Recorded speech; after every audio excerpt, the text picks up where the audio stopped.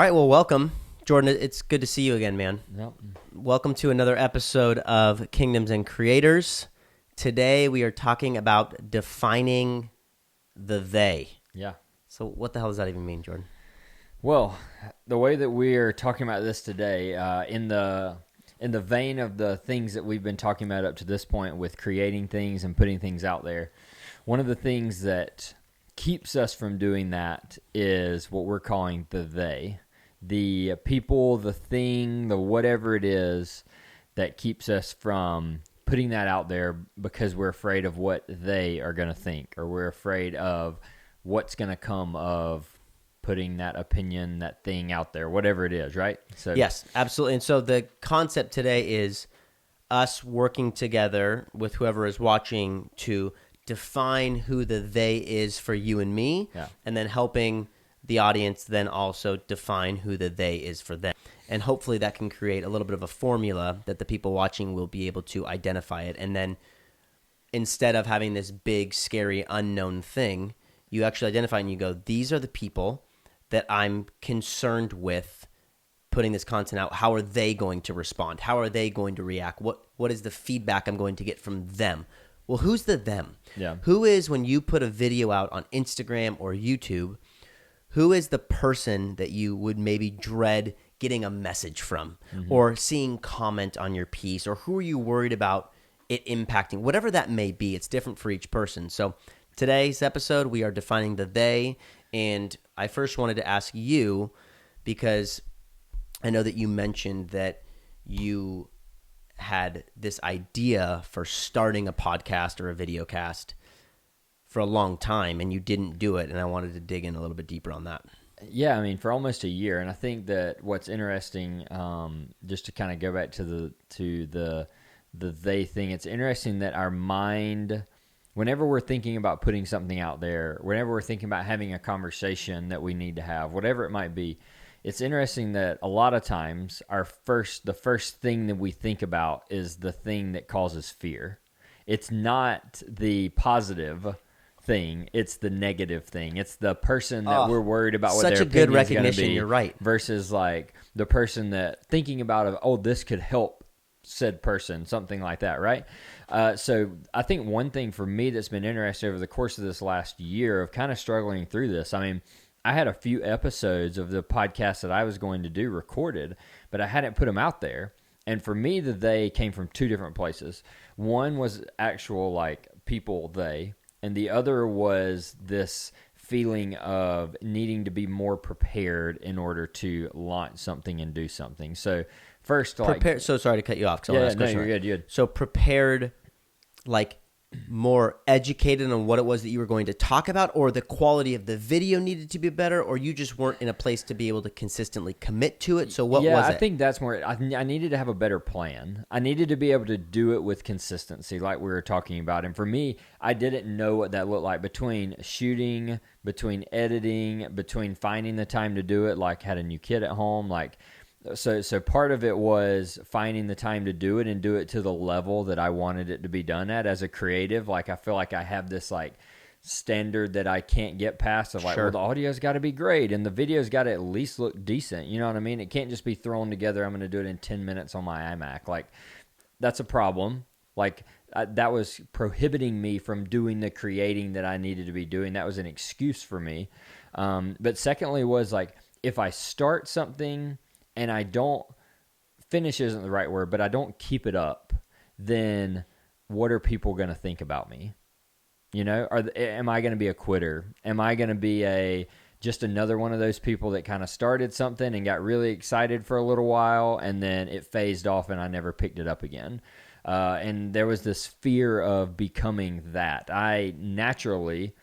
have a tendency to start things and not finish them sometimes. Yeah, like when it comes you're talking to the ultimate guy. Yeah, I can be a quitter sometimes, to be honest. And I don't know where that comes from. I'm sure some therapy sessions could probably help me figure that out because it doesn't feel like a hopefully mom. I can save you some money. We can do it right here. This might be it right now. Yeah. Yeah. It doesn't feel like a mom-dad type issue. I think it just feels like more of a discipline issue, to be honest, which is kind of something I tried to work on last year.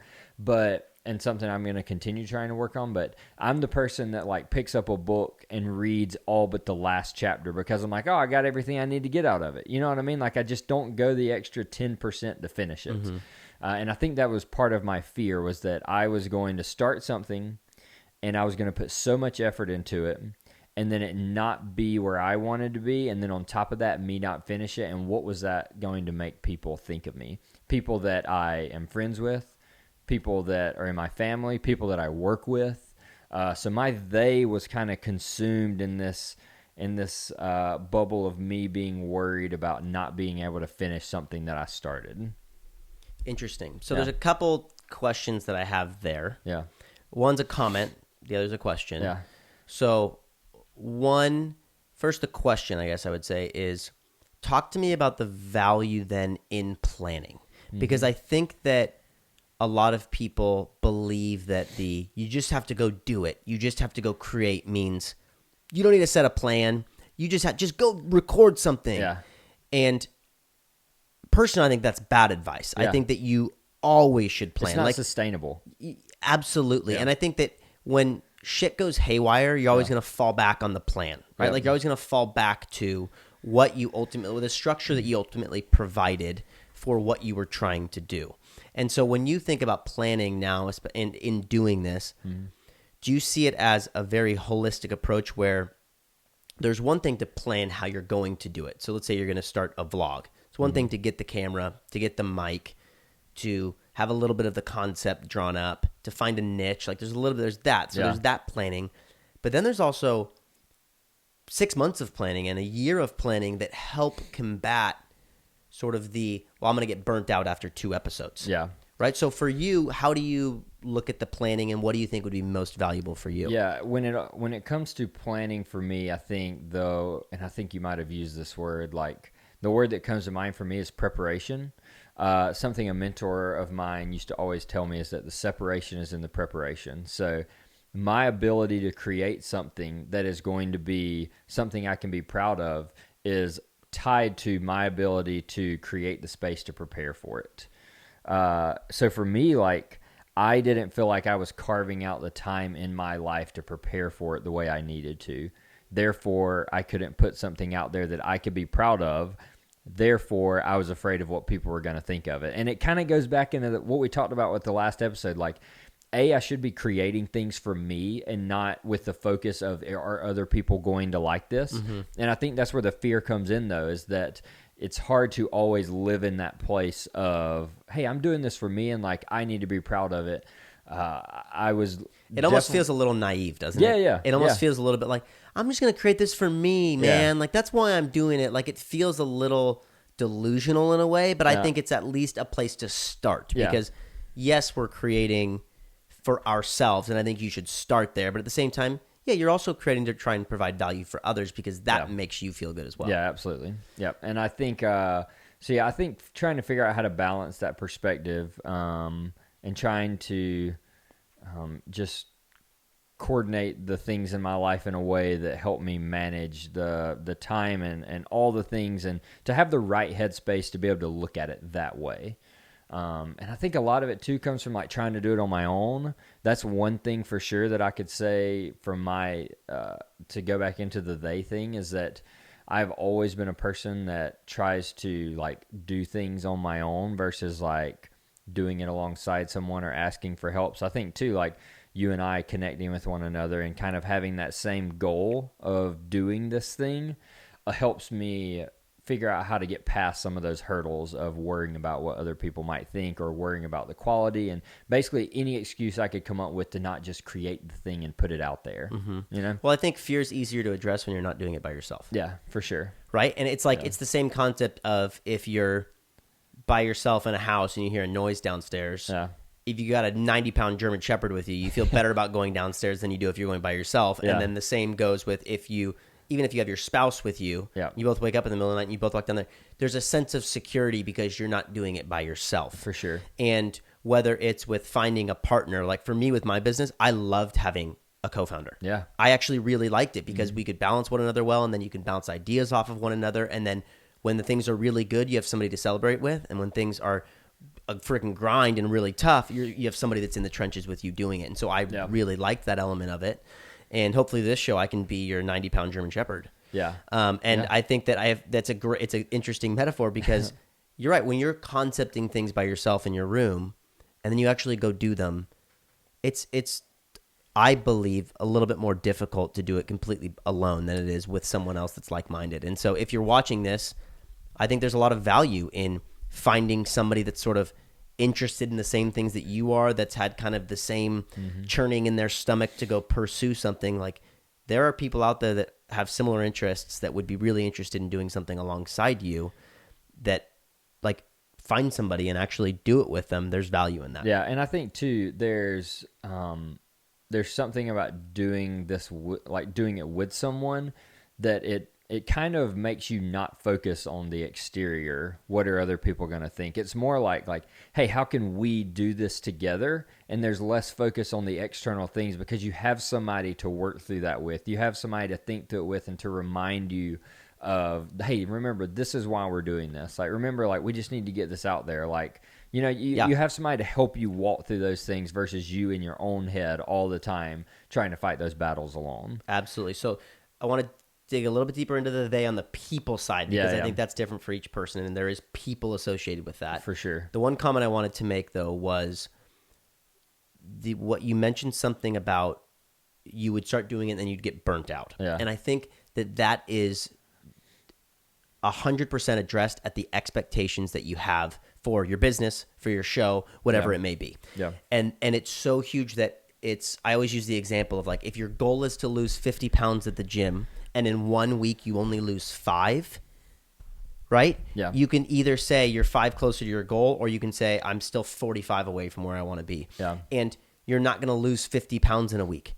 It's not going to happen. So don't be discouraged when you only lose 5. And it's the same with building a business. If you start with 0 customers and your goal is to get 1,000 customers and you get 50, don't be discouraged because you didn't get 1,000. I think that's something you had to learn as you like started Kalo. Do you think you had to? For sure. Yeah. Yeah. And I think that I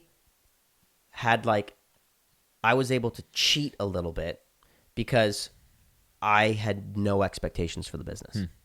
So there are some people that start and go, I'm going to take over the world, or I'm going to change the world, or I'm going to have a $50 million business, $100 million business. Dude, my goal was to stop waiting tables. Yeah. So I needed to replace like $2,500 a month. Yeah. So you know what I mean? And it was like, and I was also selling silicone wedding rings where Ted and I would walk into rooms and people would laugh us out of them. Yeah.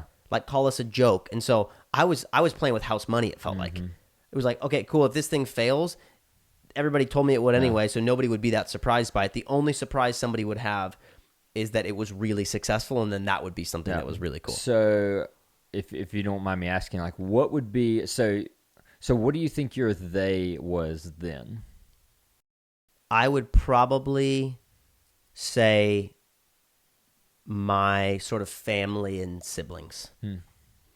And I think that I was like, my sister's been just aces since day one. Like she's just the best, right? So dialed in. My brother, incredible athlete. Yeah. So smart, right? Like, so they had so much going for them. And I was kind of the college dropout, third kid that was like, wasn't angry or mad about it or resentful. You know, it was just like, I was kind of just a third kid. And I don't think that anybody really had expectations very much for me. I was an actor in LA, you know, I was kind of the weird one. I was the only one in the family with tattoos, that kind of a thing. Yeah. And so I think that I almost less fear of pursuing it and more like, this is kind of what everybody else expects of me. Yeah. Like nobody expects me to go build a really big business. Yeah. Nobody expects me to do this. I was actually like encouraged by people like, no, pursue acting. Like, I hope you make it, man. It's so great. Like, because I don't think that I felt like I was a threat to anyone. Yeah. And nobody has a problem encouraging someone that's not a threat to them. Yeah. it's really hard to encourage someone that is a threat to you. Yeah, yeah. And so for me, I think it was more about complacency. That was almost the day. It was like the expectations for me to be complacent I was surrounded by my family. And it wasn't because they didn't believe in me. That wasn't what it was. It was more just sorry, we've got a camera acting up. That's okay. It's tired. Happens. It's tired. Yeah. Sorry. There will be no more wide shots for no the rest more wide of shots. this You're only episode. going to see me and Jordan. Yeah. So for me, I think that they was a combination of people's expectations of me and the sort of like my family and all these people that were really successful and were kicking butt around me. Yeah. And then the expectation that I had for myself. Yeah, that's funny. Or not funny. Sorry, I don't mean that in No, it's okay. Like in comparison to it's mine, interesting. Is what I was It's gonna odd. say. Yes, yeah. Because my they was, if I think about it from that person standpoint, it was like, it wasn't my family, but it was the people that I grew up with and the people that I was around that I still had relationships with. Because like, I feel like as everyone does, like you change so much, especially in your 20s. Like the person you are at 20 and the person you are at 30 are probably very different. Mm-hmm. So for me, like starting to like put out here who I am now, and because it seems so different than who I was then, like I didn't want people to look at me as hypocritical. I didn't want the people around me that I had relationships with to be like, the person I hear talking on the microphone right there is not the person that I knew. It's true, but because I wasn't able to sit down and have those conversations, like I was afraid of not being able to provide that context. Does that make sense? Totally. And I think that having to learn to get over that and realize that not only am I changing, but everyone's changing, and there's an understanding that comes with that, and not worrying about whether or not somebody thinks that I'm authentic and real or not. You know what I mean? Isn't it incredible how empathetic we are when it serves as a detriment to self? Yeah. It's so interesting to me is that like we are so concerned with other people when their thoughts, feelings, opinions actually hold us back. Yeah. And whatever, like, it's not even worth digging into the psychology of it here. I just find it so incredible when it's like, yeah, but what if this person that I had this relationship with sees this and like they don't think I'm authentic? Like, oh my, that must be so hard for them. Could you imagine them having to go through this? And all you're actually doing is just holding yourself back, but you're creating whatever this person, you're creating this narrative for this person to feel a certain way. And you are now all of a sudden so empathetic, you feel their pain. Yeah, it's a really good way to look at it. And it just like, and then you just end up holds doing you back. Nothing. Yeah. When that person's literally not thinking about you at all, ever, anyways. Ever. You at know? all. Yeah. And then over time, you end up and then you start blaming people for not doing things. Dude, it's just this vicious cycle that get in, which is why I just want to shake people and go, stop. Yeah, and I wonder how many people get into those later seasons of life and they have that conversation with themselves of, I wish I just would have taken that chance. Like, I wish I just would have done that thing, because now I realize what people think, and it's just really not that important. It's not like it's. I don't know. I don't want to dig in too much into the cliches here, but it's just we are all going to die. Yep. Right, and all of us get to determine whether or not we actually want to live before we do that. Yeah. What's the saying? It's not the life you lived; it's the life you lead. Is this a second episode, or we're going to have a really butcher bad quote? There's a really good quote about it's not the life in your. It's not the years in your life; it's the life in your years. Yes, there you it go. is. That's what we're looking for. You weren't even close to that to start. That was really bad. Yeah, no, that was. But here we are. Yeah. So I think that there's so much truth to that. Like there's so much like just raw, truth to that thought. It's just crazy that you're going to live your entire life. Yep. Worried about how people are going to respond. To what you do, and those people are not going to show up to your funeral when you die. Yeah. Help me wrap my head around that. Mm-hmm. And that's been an interesting learning experience for me, is the balance between compassion and empathy for people that are deserving of it from me. Yeah. And then the people that I empathize with and have compassion for when it's actually serving as a detriment to myself. Yeah, that's a great way to think about the people that are deserving of it. And and that's where it's like defining this they is so important. Yeah. Because you actually have to, am I doing this for these people? Yeah. And like, that's who's going to see a really cool outcome from me doing this, or am I not doing it for these people? Yeah.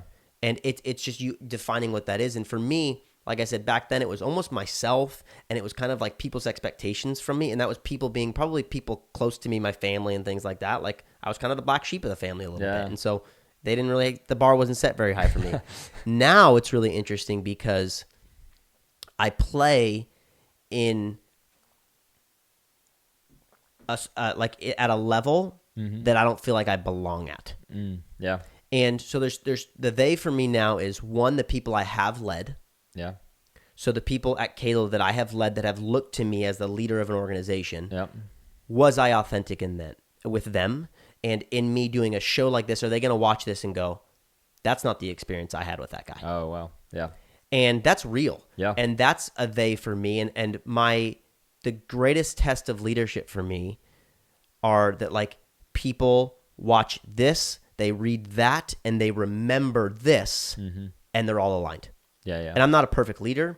I have absolutely let people down. I've absolutely fallen short when I've had the opportunity to lead well, without a doubt. And so there probably will be people that watch this and go like, that dude wasn't my leader. And for that, I sit here and I go, I'm human and I'm with fault. Yeah. But my hope for the most part is that people would look at this and go, he was genuine the whole way. He was honest the whole way, and he was authentic the whole way. And whether or not he led well all the time actually was way less important than his intention with how he wanted to lead. And intentions, I'm not a big guy of like intentions matter that much, because I think it's ultimately the behavior and the outcome. Yeah. But I think if people knew my heart, they at least would know why I potentially did the thing that I did, and I could at least explain that. And then the second part of the they for me now, as I mentioned, is I now have on my resume this really successful thing that almost like got me into a certain club that I couldn't get into before. Yeah, yeah. You know what I mean? Like it's like I was almost like a freshman playing varsity sports. That's how I feel now. Yeah. And so it's like if I'm going to put out leadership and I'm going to put out advice to entrepreneurs, well, what if there's somebody that's been doing it for a decade longer than I have that's like, dude, that's terrible advice. You have no idea what you're talking about. Like, or I follow a lot of people on like Twitter and social media, and like there are people that are really bright and really smart that are in the same world that I'm in, and it's that imposter syndrome, which will come up a ton on this show. Yep. That's the day for me is I don't want to do this because there are people that are playing in the same pool or swimming in the same pool that I'm now swimming in that I didn't get to swim in before, but now because of my resume and what I've done, I've gotten access to. Yeah. But oh my gosh, they're going to learn that I don't belong here. Yeah. And I think that's to like bring it into light into like my situation, like for you as an entrepreneur, as a builder of businesses, and as someone who is creating things in that way, for somebody like me who is a entrepreneurial employee, like I work for an organization, and as I think about the leaders that I work with every day, that's been part of my they with doing this too, is like, am I going to say something? Am I going to put something out there that's different than what my leaders at Ramsey think? And not that our morals aren't going to align, because they are, not that our values aren't going to align, but just the way that people do leadership can be different. And am I going to say something that is going to like put a mark on me as a leader there? That's been part of my they. Interesting. Yeah. And being out, not in the sake of like, well, I'm not going to be able to move up in leadership any further, but just like, these are the people that I work with. Like, they're my friends. Like, I want them to respect me, and I want them to believe that they can entrust me with the people that they've given me the opportunity to lead and the projects that I get to work on. And the last thing I want to do is do something that's going to jeopardize that trust. And I think that it is important to touch on while we define this they and someone watching that, like, there are theys out there that are valid. Yeah, for sure. It doesn't mean you should stop what you're doing. Yeah. Or not do it. But if you go, hey, I want to be respectful. Yeah. While I make this, like, that to me is an okay qualifier of a they. It's like, hey, it's like, I don't want to come out here and just trash my parents because I respect what they did. You know what I mean? Like, I want my parents to be proud of me. That's a they, right? So that's, to me, is one that's like, that's okay. Yeah, absolutely. That's okay. Let's my meet wife, it there. my kids, like, and that's where this exercise is so helpful. Write down who the theys are. Yeah, that's good. And then healthy, unhealthy. Yeah. classify them. Yeah. And so if you're watching that's what I would sort of have be the next step, as you've heard Jordan and myself talk about what ours are. Mm-hmm. And we could dissect these for hours, but we don't have that kind of time. Yeah. So what I would say is, as you watch this, we've talked about who ours were previously. That's an interesting exercise to see how maybe in a decade, especially at the sort of 2020 time frame, right? The end of the decade kind of a thing. Like, talk about 10 years ago who they were. Write it down. Yeah. Healthy, unhealthy. And then now look at a decade later, write down who they are, healthy, unhealthy. And then you can actually create a plan, which is what we talked about even in doing this. Yeah. Now you create a plan how you personally address the unhealthy side of the they, and then how you respectfully and properly approach your content for the healthy side. Yeah, and you create some very healthy guardrails and boundaries for yourself too when you're thinking about when those things or when those people pop in your mind, and you've written it down, and you know, like, hey, like, this is a thing, this is a person that I can't get hung up on that's going to keep me from creating things. Not that they're not valuable, not that they're not important, not that I don't love them in some way, but they can't keep me from doing the things that I feel like I'm called to do right now. But then also you have the other people, it's like, hey, like, I'm about to say something, I'm about to put something out there, like, I need them to see this first. Yep. Like, I want them to see it and filter it through them as trustworthy. Yes. And to hold you accountable to making sure that you're not, going outside of the space that you're wanting to be in. So, yeah, I think that's a great exercise to, like, make sure you have those things and those people nailed down so that you can filter them the right way in your life. Yeah, and I can't think of anything that would be more hurtful than someone coming up to me and going, hey, you're part of the unhealthy they. Oh, yeah. Yeah. And I'm not saying you should go, like Billy Madison lipstick on a sheet of paper, target people. But I just couldn't think of anything that would make me cringe more than if somebody came up to me and said, hey, you were part of my unhealthy they because of the way you did X or the way you did Y or the way you behave. Like, it would be like, oh my goodness, that's a really tough thing to digest. Yeah. Or I would hope then the response would be like, how can I change that? Yeah. And how can I encourage you, and how can I support you through what it is that you want to do? Yeah. And for anybody out there that leads a team, that's a great exercise for you to ask your team. Like, hey, like, am I a person that you value my opinion enough? I love that. That you would consider me someone that, like, whenever you're making a decision, you think about how I'm going to feel about it and what it's going to do with our relationship. Like, that's a great, like, next step for you and your team to sit down and, like, just chat about that if you're comfortable with it. Yeah, like, do you have a fire inside you that I am not allowing you to let burn? Yeah. Right? Like, oh my goodness, that's so heavy. I love that. That's so smart, tying it into management. And I think leadership to me is empowerment. Yep, absolutely. And that's a great question to ask. So we can wrap it up with that. All right, so if you're watching this and you are a STAR student, then go back a decade, say who are the healthy they, who are the unhealthy they, and then look at today and go who are the healthy they and the unhealthy they, and write them down. I can't stress that enough. You have to just actually write it down. I'm not saying it to just be a bother. Genuinely, it really helps. And then if you are just somebody that wants to just sort of focus on the now, and you're a 7 out of 10. Yeah. You're a C- student like I was in college. Average Joe. Then just focus on the now and write down, hey, who are the really healthy they're going to support me in taking on this next venture, and then who are the unhealthy they that are actually hindering me from really pursuing what I believe I was put on this earth to pursue. Yep. So those are the action items. Hopefully this was helpful. It was, from a therapy perspective, it was very helpful for me, Jordan. Great for me. I took some next steps. This is really great.